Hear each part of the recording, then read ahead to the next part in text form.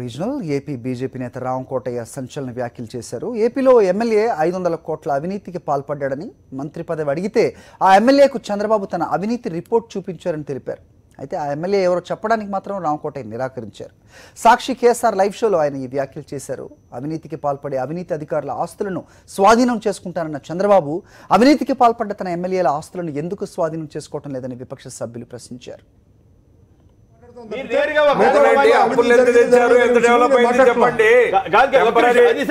ఒక్క నిమిషం రాంకోటి గారు, మీరు మళ్ళొక్కసారి అడుగుతున్నారు, స్పష్టంగా చెప్పండి. కాలర్ అడిగారు, అయ్యా రైట్, ఉద్యోగుల ఆస్తులు స్వాధీనం చేసుకోండి అవినీతికి పాల్పడితే చేసుకుంటాను అన్నారు కదా. మరి అవినీతికి పాల్పడిన మంత్రులు, ఎమ్మెల్యేలు, ఇసుక మాఫియాలో ఉన్నటువంటి తెలుగుదేశం నేతల ఆస్తులు స్వాధీనం చేసుకుంటానని చంద్రబాబు గారు చెప్పుంటే శభాష్ ఉండేవాడు కదా. కొంతమంది చేస్తే మొన్న ఈ మధ్య ఆయన విజిలెన్స్ రిపోర్ట్ ఒకటి బయట పెట్టారు. యాక్చువల్గా కేఎస్ఆర్ గారు ఆ విజిలెన్స్ రిపోర్ట్ లో ఒక పెద్ద మనిషి ఏం చేశాడంటే, నేను వెళ్ళి నాకు మంత్రికి సంబంధించిన విషయంలో ఇలా ఉంది, నాకు మంత్రి పదవి ఇవ్వలేదు కాబట్టి నాకు ఇలా ఉందంటే ఆయన ఒక పేపర్ తీసి విజిలెన్స్ రిపోర్ట్ చూపించాడు. నాయన నీ మీద 500 కోట్ల రూపాయలు ఉంది, జాగ్రత్తగా ఉండని చెప్పి చెప్పడం జరిగింది. కాబట్టి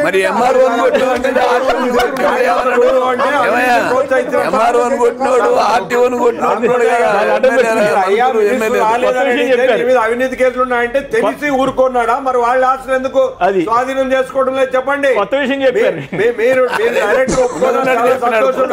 గారు, నిజాయితీకి చెప్పారు. వాళ్ళ హిస్టరీ రాంకోటి గారు మిమ్మల్ని అభినందించాలి, చాలా కొత్త విషయం చెప్పారు. 500 కోట్ల అవినీతికి పాల్పడ్డటువంటి ఒక ఎమ్మెల్యేని చంద్రబాబు గారు కాపాడుతున్నారన్న విషయాన్ని మీరు చాలా స్పష్టంగా బ్రహ్మాండంగా చెప్పారు. ఆ ఎమ్మెల్యే పేరు చెప్పే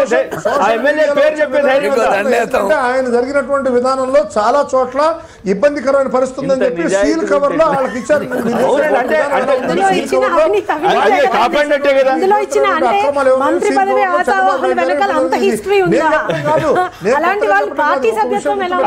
ఏమన్నారంటే సీల్ కవర్ లో ఎమ్మెల్యేల భవిష్యత్తు ఇచ్చారు.